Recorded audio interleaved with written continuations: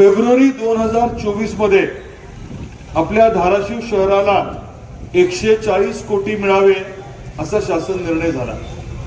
त्याची पार्श्वभूमी अशी आहे की आदरणीय देवेंद्रजींकडे मी गेलो तेव्हा ते उपमुख्यमंत्री होते। मी त्यांना विनंती केली की धाराशिव हा माझा जुना मतदारसंघ आहे, जिल्ह्याचं ठिकाण आहे, रस्त्याची परिस्थिती अतिशय भयानक झाली आहे आणि त्यामुळे खास बाब म्हणून माझ्यासाठी म्हणून धाराशिवकरांसाठी म्हणून आपण याला मंजुरी द्यायला लावा। देवेंद्रजी शिंदे साहेबांना बोलले आणि त्या माध्यमातून आपल्या धाराशिवला फेब्रुवारी 2024 मध्ये शासन निर्णयाच्या माध्यमातून 140 कोटी रुपये उपलब्ध झाले। कधी तुम्ही टाळ्या वाजवता पण काय पुढे झालं ते तर ऐका। त्याच्यानंतर प्रक्रिया सुरू झाली, प्रक्रिया व्यवस्थित झाली, परंतु नंतर आमदारकीची निवडणूक होती। या रस्त्याची कामं सुरू झाली असती तर कोणाला तरी त्रास होणार होता, त्यामुळे मग त्या संबंधित लोकांनी अयोग्य गोष्टी केल्या, चुकीच्या गोष्टी केल्या आणि तो विषय जो आहे तो प्रलंबित राहिला। नंतर परत ताकदीने तो विषय पुढे नेण्याचा आपण प्रयत्न केला, त्याच्यामध्ये यश आलं, परंतु मध्ये मग आता निवडणूक लागली ती नगर परिषदेची।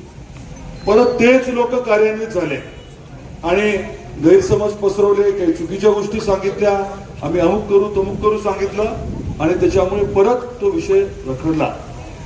शेवटी मी मुख्यमंत्री देवेंद्रजी फडणवीस साहेबांकडे गेलो, त्यांना सांगितलं की जे रस्ते आपण 2024 मध्ये मंजूर केले होते या कारणांमुळे, खरं तर तांत्रिक कुठली अडचण नव्हती, परंतु या कारणांमुळे या राजकीय षडयंत्राचा भाग म्हणून हे थांबवलं जात आहे। देवेंद्रजीने स्वतः सगळे कागद जे ते बघितले आणि या बाबतीमध्ये स्पष्ट आदेश दिले। आदेश दिल्यानंतर मग प्रक्रिया पूर्ण झाली।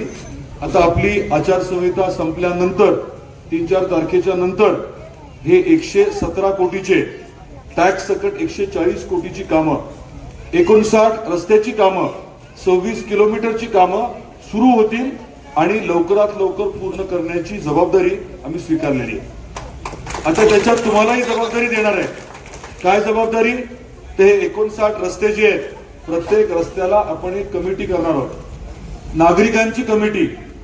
काम दर्जेदार होतंय का, लवकर होतंय का, काम करत असताना नागरिकांना कमीत कमी त्रास कसा होईल हे बघण्यासाठी आपण कमिटी करतोय।